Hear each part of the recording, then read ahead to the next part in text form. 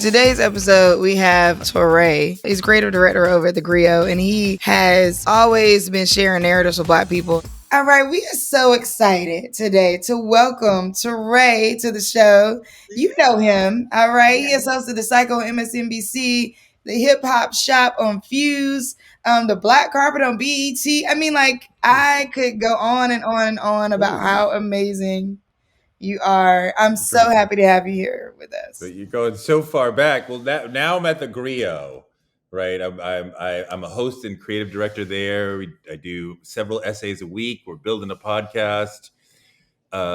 We're working on a couple television shows. The podcast I'm excited about is going to start coming out in July, where we talk about political issues for among Black people from the 1980s through the lens of important songs from that era.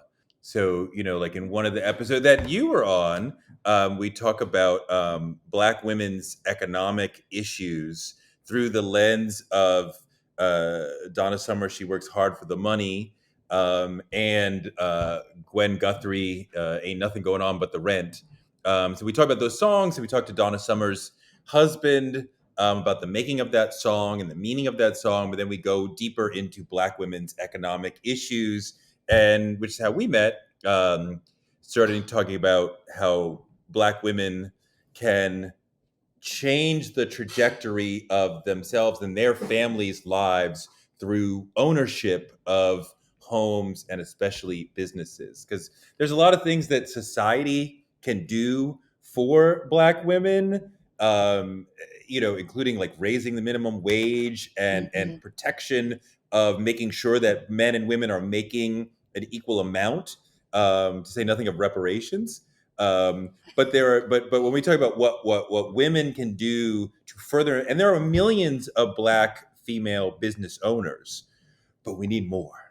And you, Omi, are one of the people who are helping to build more. So we're grateful for the work that you're doing. Thank you.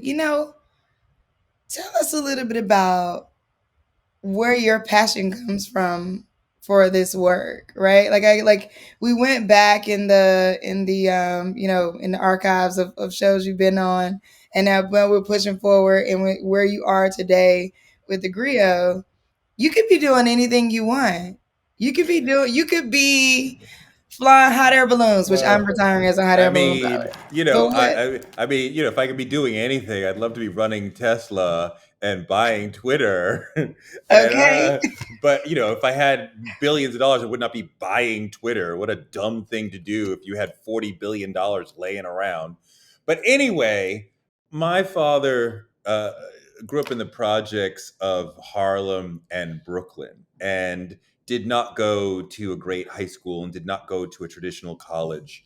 And he was able to create an accounting business. If you lived in Boston in the 70s and you were Black, he probably did your taxes. And he grew his small business, which had a small number of employees, to enough that we could have this great middle class life. And my sister and I went to a great private school, and we went to good colleges. And through him and through others, I can see the ancestors almost tangibly, and the people who struggled and fought so that we could have the choices that we have, because our generation, Black Gen Xers, have options that are entirely different than what Black boomers had. And their options were different than the generation before them, but our options were entirely different.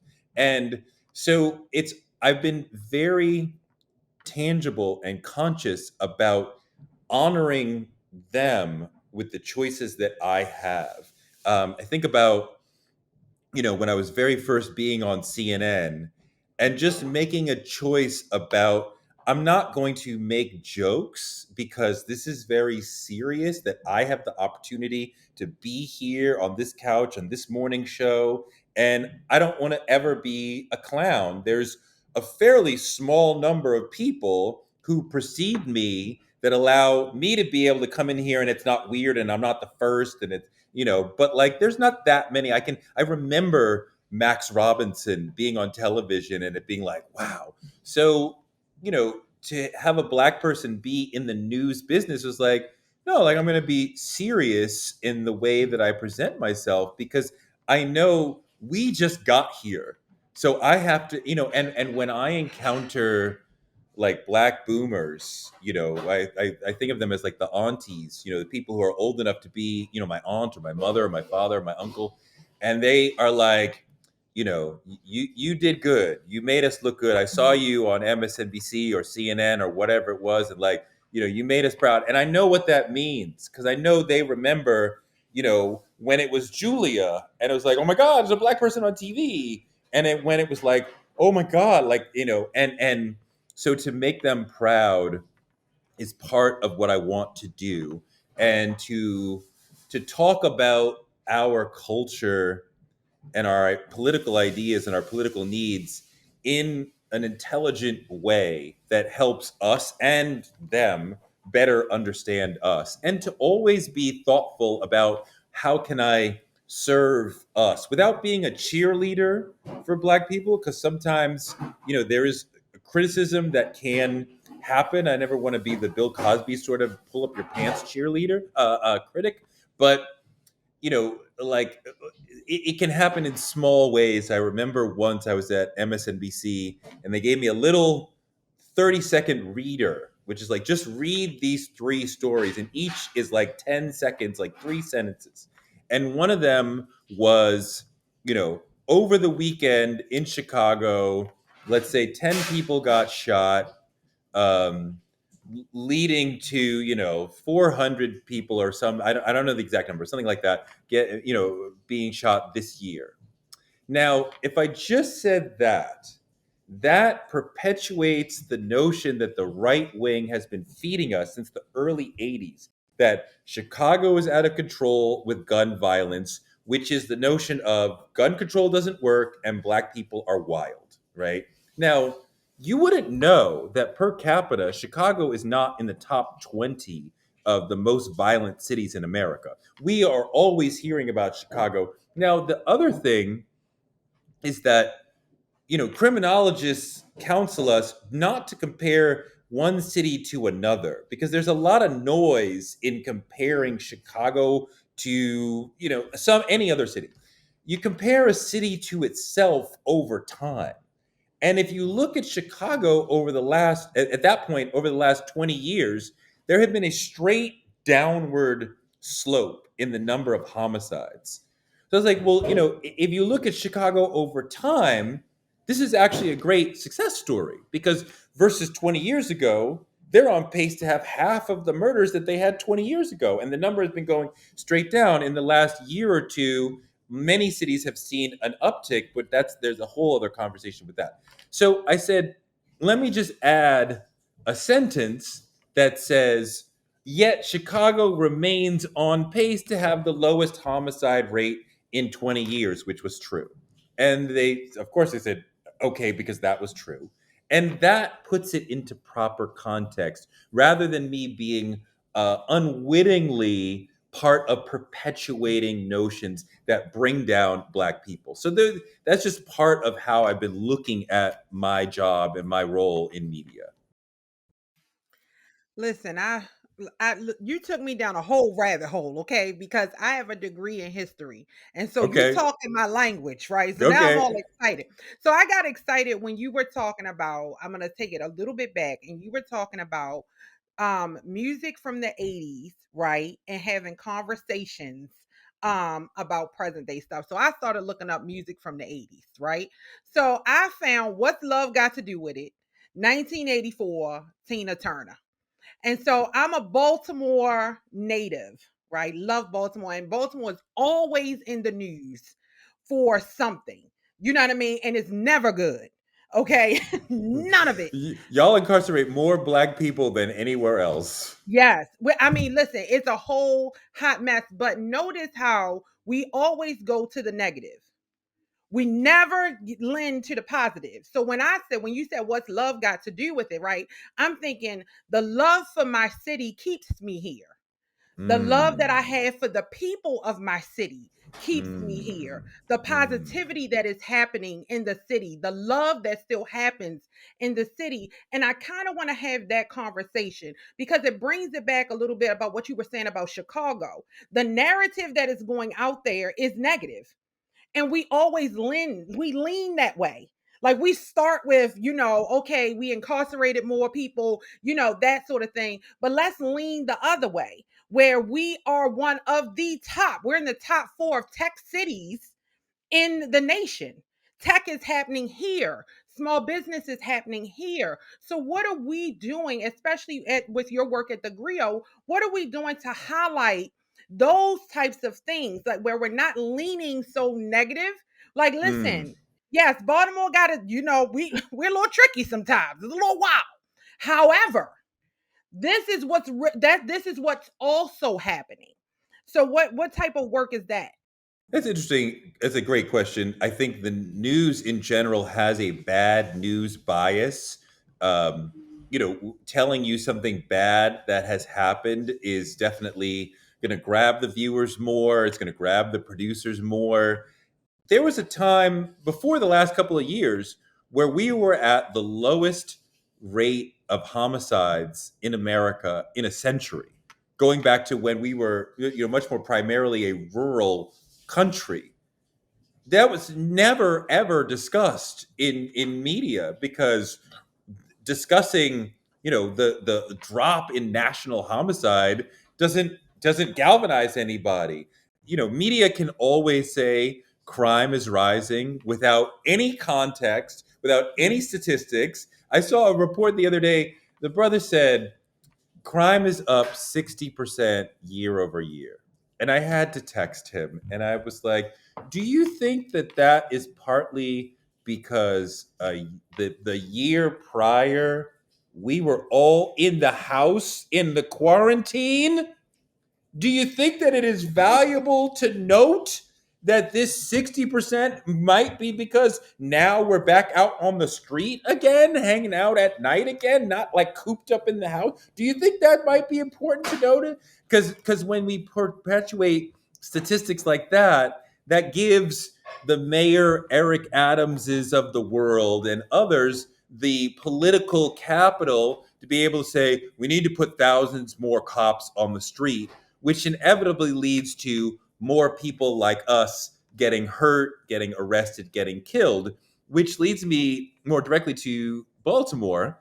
I spent a lot of time in Baltimore after the murder of Freddie Gray and the uprising in the wake of that, and I got to see Baltimore really clearly, I think. And outsider, but Baltimore, interestingly, beautiful city, amazing city. It is one of the most segregated cities that I had ever encountered.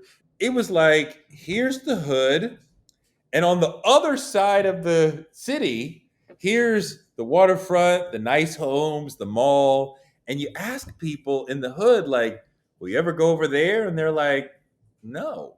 Like, why would I go over there? Maybe I went over there once, but I didn't really feel comfortable. It didn't really feel right. And so that's kind of tragic. And I definitely experienced, and this is interesting, what I then called a food desert, right? Because this white producer I was with was like, where do you get fresh fruit? And this sister was walking by. And I was like, girl, you don't know what a food desert is? And I was like, sister, where do you get fresh fruit? And she was like, well, I mean, because there was lots of bodegas and Chinese food restaurants around. It was like Pennsylvania Avenue, right? And Yes. and she was like, well, if you take the bus to the other bus, and then you could get to the key food, and you could get, I was like, wow, that's crazy. And actually, this brother just yesterday on TikTok hipped me to this notion because we've been calling it a food desert. Deserts are naturally occurring, right? Food deserts are not naturally occurring. They are planned And there's a reason why it's easy to buy jewelry and sneakers and Chinese food, right? Not to slag Chinese people, but fried Chinese food in the hood, and not so easy to get to Whole Foods or a fresh food place. This is food apartheid, right? This is planned that we are supposed to not have food justice and have food. And you think about the impact that a whole group of people who are constantly eating chips and fried food and around each other all the time, and like just the emotional impact that would have on them. Um, I would like to report more good things. Um, it doesn't always come up. I actually had an interesting notion toward that. Maybe you'll consider this a good thing, maybe not, we'll see. This younger sister, after I read the article, I realized that she was in college, but my ire and my dukes were already up, so I had to write an article retorting her article. But she wrote an article saying you can't be pro-black and in an interracial relationship. And I was like, wow, really? Wow. And so I had to come for her just in terms of the notion of like, I am absolutely pro-black. Kamala Harris is absolutely pro-black. John Legend, Jordan Peele, we could go on and on. Sidney Poitier, Quincy Jones, Richard Pryor. We are absolutely pro-black. That we are in a relationship with a non-black person doesn't mean we don't love black people and blackness. There's no there there. Is that a positive thing that I'm standing up for those of us who are not in all black relationships? I think so. Maybe y'all be like, no. Well, you know what? First of all, that was the nicest I came for her I've ever. You was like, and so I had to come for her. Like you gave it like it's like, and so I just had to do it. But I think that perspective is important. So I think overall, when you talk about giving the context, or you're talking the context, that's what's missing, right? So I think like when you talk about it from someone in a relationship with a non-black person, and you give the context of what that means. So because it's really aesthetic, right? I think sometimes in the ways that I didn't read her article, so I can't speak to it. But sometimes I think it's really aesthetic. Where it's like, oh, you must not like because you're standing beside in partnership in bed with like these people. And I think overall in society, especially now with social media and the tech being what it is, it's just a little challenging to combat everybody's aesthetic preferences and their perspective on your aesthetic at any given moment. And so it's a spew, right? It's like, oh, that's what it looked like. Here's what I think it is, right? Or here's what I would say or wouldn't say, and here's what I learned maybe. But one of the things I want to go back to is what you were saying about memory. So I want to like taking a step back to just like one, I appreciate that level of intentionality and thoughtfulness, like as you are, and also for everybody out there, let me add a sentence. Like we're gonna start using that in meetings. So when you're in meetings and people people are giving you terrible responses and biased responses and racist responses, here's a way to do that. Just say, let me add a sentence to that. Just a little Just context. a little, let me just Just a can I little add some context here? context. Thank you. I think I will. Right? Like Just that pull is the lens back, bro. there Just a you go. little bit. How do you, as a black leader, right? Like as a person that is a leader of like a leader in the black community, I think about when I'm pitching for funding and things like that, I'm often letting them know like, hey, I'm also black, right? So I'm experiencing in real time what I have set out to motivate people through, help people through.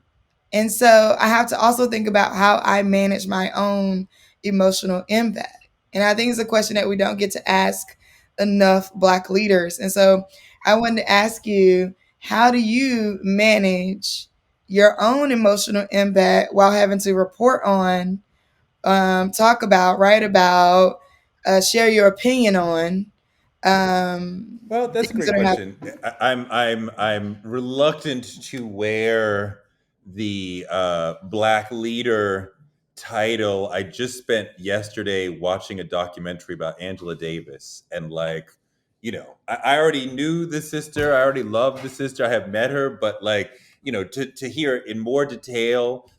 This was the documentary "Free Angela Davis and All Political Prisoners," and it's just extraordinary. Just to have a deeper relationship with her and what she did for us, and the way she put herself on the line for Black people, and her mind and her charisma and her way of expressing herself is like there's a Black leader, and we think BLM is about it. Like the Black Panthers were right, and you talk about history. That Black Panthers are my favorite. Like that's where we were really about it. Like they was Mine too. I'm so right, excited. and not just with the guns and that stuff, but like the free breakfast Yeah, listen, programs, the listen. TED, Everything, paying feeding rent. the babies for Yeah, real. Come listen, The on, organization, the level of education, organization. the come on. writings, the Uh, activism. Oh, uh, but you know, I have, I have strived to be unapologetically Black in all my spaces, always. And I think even in our modern uprising, was it 2020? I got even more so because interacting with more millennials, it was like, oh, there's a deeper level that even you could go to, that that many of them are already on. So, like, let's be even more so, because I think sometimes we might get in conversation or in spaces with white people, and we might say, I'm not going to say X because that's on my mind, but I don't want to make the white people uncomfortable. That's not what they're going to respond to, but that's what's on your heart. So say it, because they're not modulating themselves, right? Like, say what you really want to say what you're feeling. And I actually had an interesting moment with my son, because he's 14, and he came home and said that his really good friend at school had said that, affirmative that he had applied to other schools. They're in ninth grade, and he had been denied getting into those schools because of affirmative action. Now, I didn't want him to go to school and tell his friend, "You're racist," but I did want him to know that that is a racist idea. And I'm not saying you can't be friends with this child, but you need to not be holding your tongue or backing up or saying, well, because I like him, then his idea can't be racist. Like, no, this idea is absolutely racist and a complete misunderstanding of what affirmative action is and how it functions, and relates to this entitlement of whiteness that they should get the spots. Like, um, so I'm trying to teach him, this is a racist idea. You don't have to destroy this person or destroy your relationship, but you should know that this is a racist idea, right? And perhaps you can, if it comes up, you can speak to him and that idea in a way that's like, no, that's not accurate. But if you have to change yourself, if you have to swallow your tongue in order to be friends with a certain person, then you're not being your real self with that person, and maybe you need to reconsider that entire relationship. I definitely feel at times, especially like when I go into spaces where I'm the only Black person. I've worked in many places where I was the only Black person. You feel the weight of other Black people, like as if they're watching behind the glass. Like, you go keep it real, nigga. What's up? What's up? What's up? And, I feel the responsibility to keep it real. And like nobody else is going to carry this band. Now, I remember once I worked at a place, I was the only Black person. I was on a team of, like, let's say 12. And the directive was, we need to do more for our Black History Month programming. And people were kind of scoffing at that notion. Like, this is a really stupid directive, but we got to do it anyway. And I was like, y'all know I'm here, right? Like, like, are you serious? Like, seriously, like, what's mm-mm. wrong with more Black History Month programming? And somebody thought it was really intelligent to say, what about White History Month? Not today, Jesus. Not Not today. today. Now, do I fold to the social pressure of I'm the only black person in the room and I don't want to upset the apple cart and say nothing?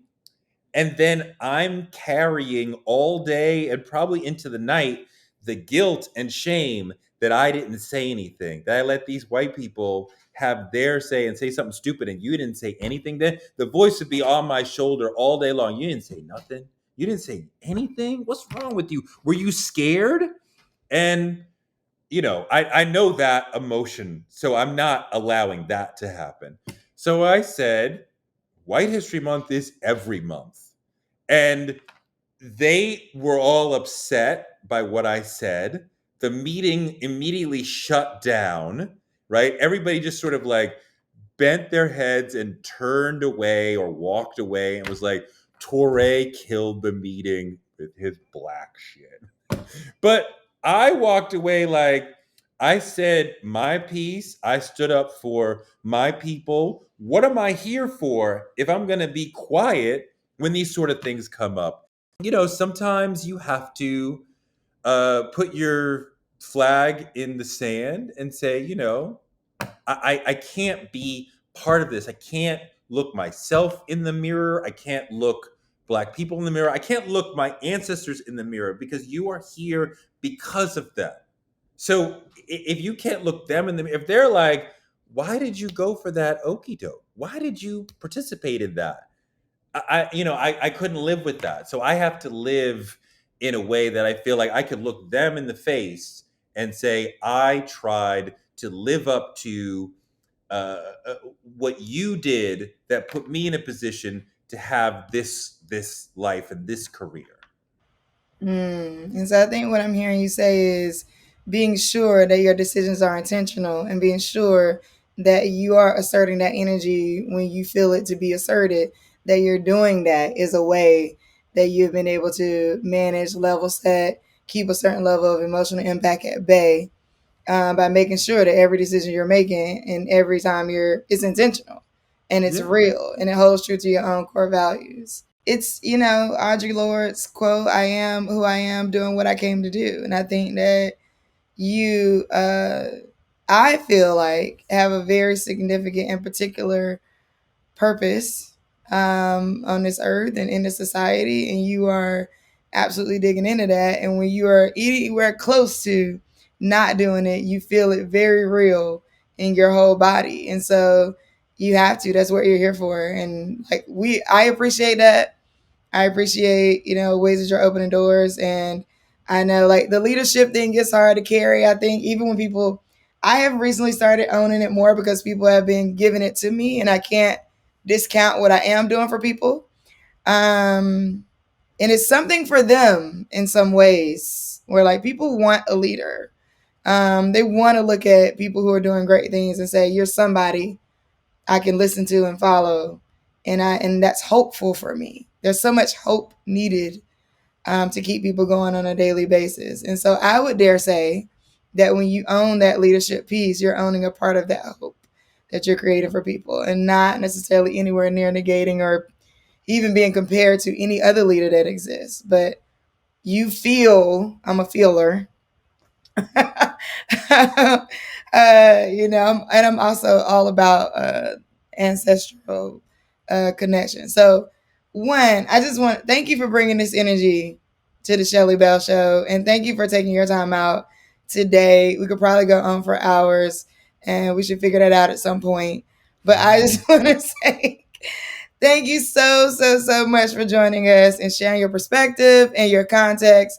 And everybody out there is now going to start adding, like, let me add a sentence to that.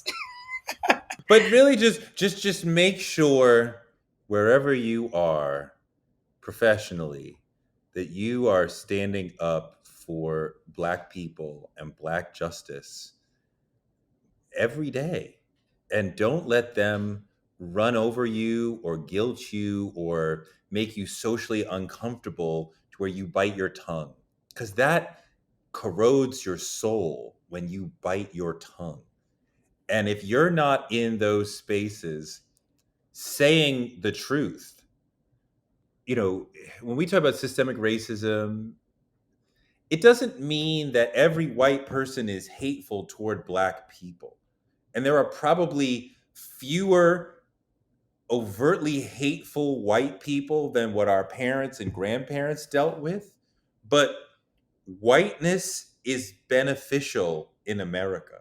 And every white person benefits from being white, even if they're poor, even if they don't realize how they're benefiting or what the blessing of whiteness is today. They are benefiting from whiteness.